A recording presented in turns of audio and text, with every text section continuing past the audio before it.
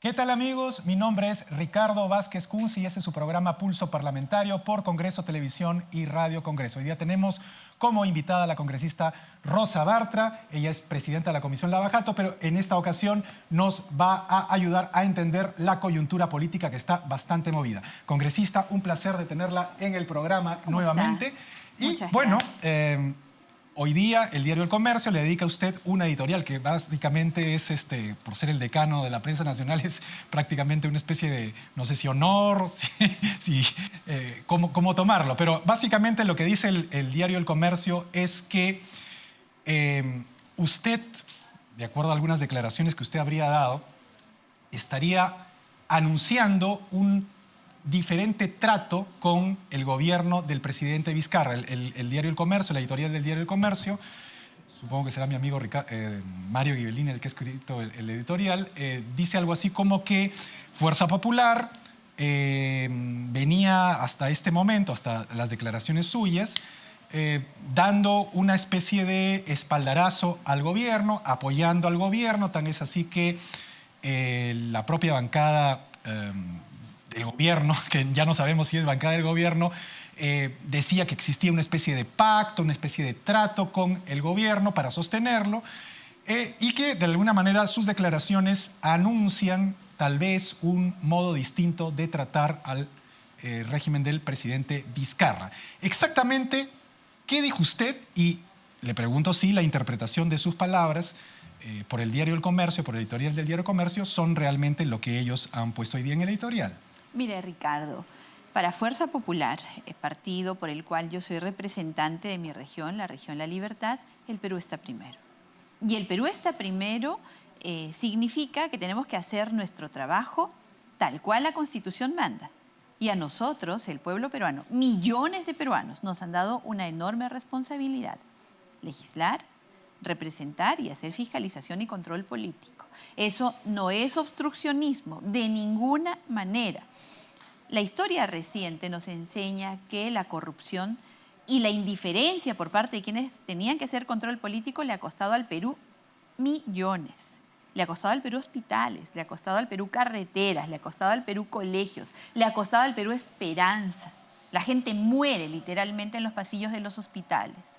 La gente muere literalmente todos los días en las carreteras de nuestro país. Entonces, para nosotros, nuevamente, insisto, el Perú está primero. He sido lo suficientemente colaboradora con el gobierno como lo ha sido mi bancada. ¿Con el gobierno de PPK o el gobierno del presidente Vizcarra? Porque colaborar también significa señalar aquello que está mal para que se pueda resolver. De ninguna manera las cosas podrían caminar bien si todos pues decimos amén, sí, qué bonito a todo. No se puede, eso no es posible. No es una dictadura, ¿no? No es posible. No solamente eso. Yo empecé saludando la experiencia, el espíritu provinciano, la decisión que tienen el presidente Vizcarra y el presidente del Consejo de Ministros Villanueva. Eso lo pondera El Comercio, ¿no? O sea, dice que usted efectivamente empieza así. Es que eso es lo que yo tengo que hacer, porque eso es lo que todos hemos visto.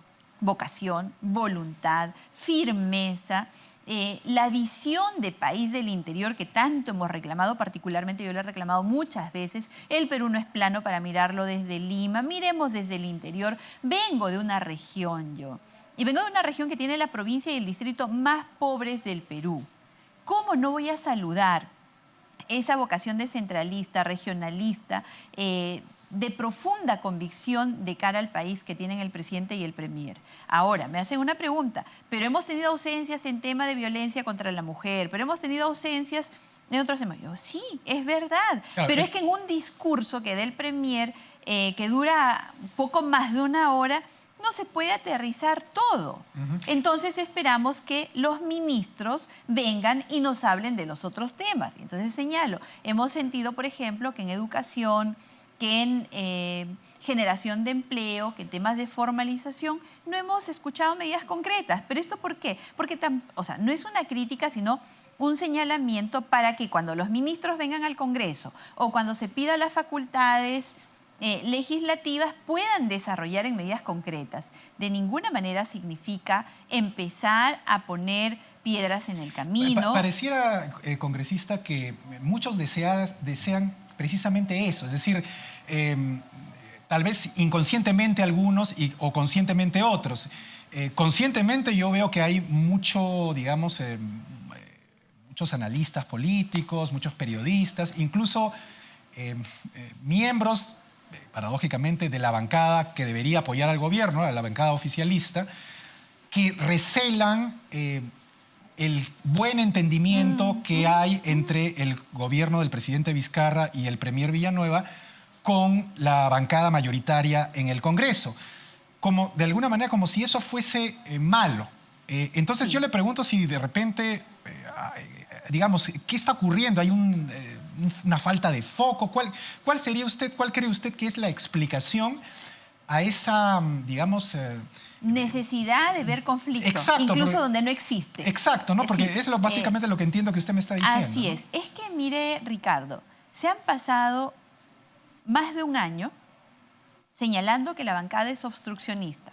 Falso. Nunca hemos sido obstruccionistas.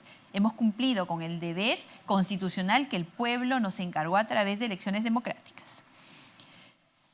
Y se nos criticaba y dale, obstruccionistas no dejan avanzar al país. Mentira, lo que no dejaba avanzar al país eran los propios errores del Ejecutivo y nosotros teníamos el deber de señalarlos. Bueno, que al final se probó. Se probó porque renunció el presidente y bueno, hemos visto todos los videos donde... En una profunda convicción democrática que es saludada por el mundo, hubo una sucesión sin que pasara absolutamente nada. Pero muchos querían que pase. Así es, pero claro. No solo que pase en el Ejecutivo, sino que pase en el Legislativo también. Para responsabilizar a la bancada mayoritaria en el Congreso de que todos los males son causa de ella. Mentira, no pasó. Hubo una sucesión constitucional ordenada, legítima, saludada, en fin. Luego empieza el gabinete Villanueva, la gestión del presidente Vizcarra. ¿Por qué se acercan?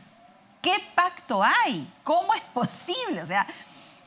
Ricardo, el Perú está primero. Pamplinas con lo demás, ¿no? Si quieren seguir algunos medios criticando nuestro trabajo propositivo, con visión de país, en cumplimiento de nuestro deber, que sigan criticando. ¿Qué explicación le da usted a esa actitud? Porque, digamos, lo que estamos viendo son los hechos, ¿no? Es decir, hay una especie de... necesidad de que haya conflicto, pero con el fujimorismo, básicamente, ¿no? Con Fuerza Popular. Pero no hemos analizado, digamos, se pueden tejer varias hipótesis de por qué esa necesidad de que justo con la bancada mayoritaria que se supone, por más que no sea la bancada del gobierno, el gobierno, cualquier gobierno, ya sea el del presidente Kuczynski, el expresidente Kuczynski o el actual gobierno del señor Vizcarra, debería de alguna manera llevarse bien con la bancada mayoritaria, porque siendo mayoritaria es finalmente la que, digamos, tiene todos los mecanismos constitucionales dados por el elector para, digamos, hacer un equilibrio, ¿no? Mire, Ricardo, para que el Estado avance en lucha contra la corrupción, en generación de empleo, en resolver los problemas del país, ese país que nos está escuchando en este momento y que muere de hambre, que no tiene trabajo, que no avisora con esperanza el mañana. A ellos nos debemos. Y a ellos les molesta el enfrentamiento. ¿Quiénes son ellos? Nuestro pueblo. Entonces, tienen que comprender aquellos señores que quieren conflicto para seguir señalando un culpable inexistente que solo existe en su afiebrada imaginación y además deseosa de ver un conflicto para señalar un responsable, que hay prioridades y el Estado tiene que trabajar en unidad. El Ejecutivo, el Legislativo, el Poder Judicial y el Ministerio Público, de ser el caso. Pero el Ejecutivo y el Legislativo tienen que trabajar de la mano. Tenemos que trabajar de la mano porque para quienes nos debemos, nosotros tenemos que tener prioridades y esas prioridades pues están en mejorar su calidad de vida.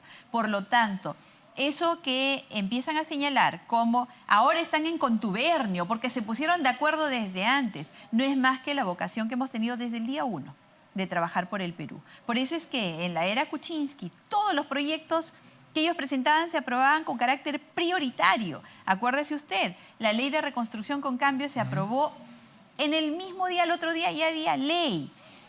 Pero por supuesto, hay que poner los candados suficientes, hay que mejorar lo que haya que mejorar. Y lo mismo va a pasar ahora con la era Vizcarra, con una diferencia, que el presidente Vizcarra tiene mucha mejor predisposición a trabajar en unidad.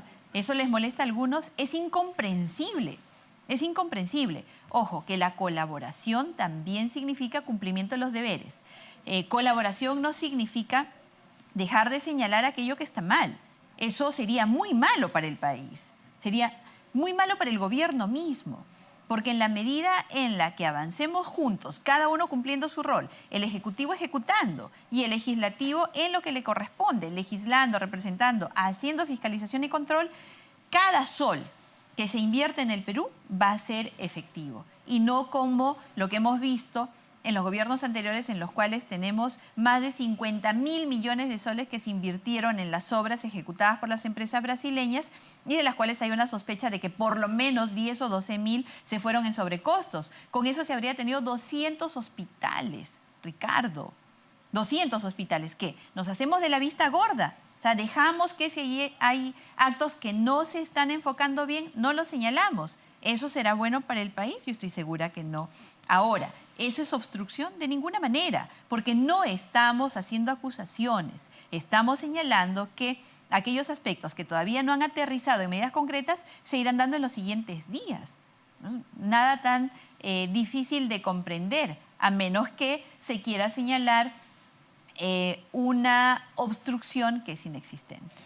Congresista, el presidente Vizcarra en una entrevista reciente, este último fin de semana, ha mencionado que su gobierno quisiera, digamos, no ha dicho luna de miel, pero digamos, ha pedido un tiempo, ¿no? Él ha dicho que 100 días, que es generalmente lo que se estila para los gobiernos de tregua, de pausa, para ver qué van a hacer, para no, digamos, precisamente pecar de obstruccionistas, es insuficiente, que él necesita 6 meses, es decir, de aquí más o menos a diciembre, para que la población empiece a ver los resultados de la gestión del premier Villanueva. ¿Qué espera usted? Bueno, primero le pregunto qué opinión le merece este plazo, ¿no es cierto? Que algunos dicen razonable, otros dicen que es demasiado extenso, pero quería saber su opinión sobre este particular. ¿Y qué es lo que usted espera o los peruanos deberíamos esperar en estos 6 meses para, digamos, avalar propositivamente el gobierno del presidente Vizcarra? Mire, Ricardo, se construye patria día a día. Yo pienso que poner plazos rígidos para evaluar resulta, en circunstancias sobre todo como las que vive nuestro país tan convulsionado en este momento, un poco parametrado. Yo creo que cada día hay que ir evaluando, cada día hay que ir mirando. El Ejecutivo está pidiendo facultades delegadas para legislar en varias materias. Miraremos eso y miraremos con absoluta responsabilidad. Miraremos qué medidas se toman en los problemas más urgentes que tiene el país. Reactivación económica, austeridad, generación de empleo. Miraremos eso cada día. Evaluaremos, por supuesto, a los 100 días y veremos qué es lo que se avanzó y qué es lo que queda pendiente en una agenda de país. El presidente estima que el plazo debería ser mayor. Seguiremos mirando de la misma forma, acompañando en el plazo que el presidente estima, pero sin abdicar jamás del rol constitucional que tenemos de hacer fiscalización y control político. Tendremos que señalar en cada instante, en cada presentación de los ministros, en cada oportunidad que sea necesario, tampoco tiene que ser pues esto un deporte, ¿no? Pero en cada oportunidad que sea necesario haremos los señalamientos que estamos constitucionalmente obligados a hacer. Así que, más allá de si son 3 meses o si son 6, yo creo que lo que importa es el gesto de cada día. Importa la decisión de cada día. El día de ayer estuvo el ministro Tuesta, por ejemplo, explicando el decreto de urgencia 005 que dispone ciertas medidas de austeridad y que pueden significar inversiones que antes se perdían en temas como publicidad, como costos que ellos consideran innecesarios. De acuerdo a su análisis, aproximadamente una cifra superior a los 1.500 millones de soles. Perfecto, lo aplaudimos y sigamos teniendo medidas de este tipo en todos los poderes del Estado. Pero además también necesitamos respuestas claras con respecto a los megaproyectos. Si tenemos un megaproyecto como el del gasoducto surperuano, que cuesta más de 20.000 millones de soles, necesitamos respuestas claras. Porque bueno, qué bien que en todos los ministerios tú ahorres 1.500 millones de soles. Pero ¿qué pasa con estos que te cuestan 20.000 y que han estado manchados de corrupción? Y que además hasta este momento todavía no tienes una idea clara qué va a pasar. Tenemos que señalarlo y tenemos que exigir respuestas claras porque son miles de millones que hay ahí. ¿Qué pasa con Talara? Con la línea 2 del metro, ¿qué pasa con estos megaproyectos o con los panamericanos? ¿Qué medidas estamos tomando para garantizar que el pasado no se repita? Entonces, ahorro sí, pero también lectura del pasado reciente y lección aprendida. Pasados hipotéticamente estos 6 meses, ¿no? Es decir, estamos en diciembre. ¿Qué es lo que a usted le gustaría ver del gobierno del presidente Vizcarra y del premier Villanueva para decir, bueno, hemos llegado a diciembre y yo estoy satisfecha con 4 o 5 cosas que me parecen relevantes para el país? Hay problemas del país que son urgentes. El sector salud está en grave crisis que se traduce en una serie de indicadores que son transversales a otros ministerios. La anemia, me gustaría tener claro qué es lo que va a hacer el gobierno con respecto a la anemia. Y saludo que se hayan anunciado medidas transversales para atacar este grave mal, que realmente significa que los niños pierdan oportunidades y que el país se atrase. Saludo que haya un enfoque desde la agricultura, que haya un enfoque desde los otros ministerios y que se ataque transversalmente. Me gustaría ver una política clara con respecto a el tratamiento de la anemia, con respecto a la infraestructura hospitalaria, que sepamos, que tengamos un diagnóstico y una propuesta clara de cara al futuro de cómo vamos a hacer para albergar las necesidades de tratamiento, recuperación, diagnóstico de nuestra población. Me gustaría que haya una política clara también con respecto a el tema de la infraestructura vial, de las carreteras. ¿Qué vamos a hacer? ¿Cuánto nos falta? ¿Y cómo las vamos a ir resolviendo en el futuro? Y por supuesto, el tema de educación. Se ha invertido muchísimo más en los últimos años que en toda la historia de nuestro país. Y sin embargo, los resultados no han ido al ritmo de inversión que se ha tenido. Entonces, ¿qué vamos a hacer? ¿Cómo es que vamos a mejorar los indicadores que ahora son muy malos? Y el otro, una política clara para atacar la informalidad y el desempleo, sobre todo el desempleo juvenil. En estas áreas, si nosotros tenemos bastante claro el diagnóstico y muy clara la propuesta para ir resolviéndolo, creo que podríamos avanzar muchísimo. El tema de empleo, particularmente, me gustaría saber cuál es la propuesta clara del sector, en este caso el sector educación, para mejorar y reducir la brecha que hay entre la oferta educativa y el mercado laboral. De pronto, en este momento, no estamos formando lo que el mercado necesita y eso se traduce en informalidad y se traduce también en desempleo.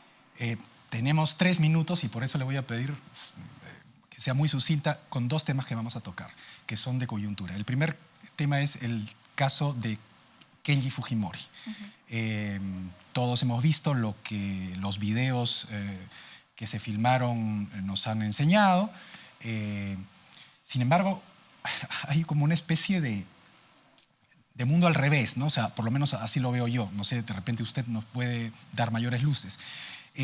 Hemos visto cómo se negociaron, ¿no es cierto?, votos por determinadas prebendas, obras, inclusive se habló de porcentajes, etcétera, ¿no? Hay congresistas que estaban involucrados, congresistas que se separaron de Fuerza Popular. Sin embargo, todos los focos están hoy día puestos en quien grabó, ¿no? Yo recuerdo que cuando se escuchaban los rumores de que habían compra de votos, los periodistas, los colegas decían, pero usted no tiene ninguna prueba, ¿dónde están las pruebas? Y digamos, los otros congresistas también decían, bueno, no hay ninguna prueba. Bueno, las pruebas salieron y ahora, en vez de, digamos, de enfocarse en quienes incluso ya reconocieron, dicen los que han reconocido que blufeaban, ¿no es cierto? Lo que quiere decir que han reconocido lo que estaba pasando ahí. Los focos están, digamos, puestos no en el señor Yufra, en el señor Bienvenido, en el señor Bocángel, sino en el que grabó. Entonces, ¿cómo ve usted esta situación? Y en su bancada ya hay una decisión tomada en el caso de que la recomendación del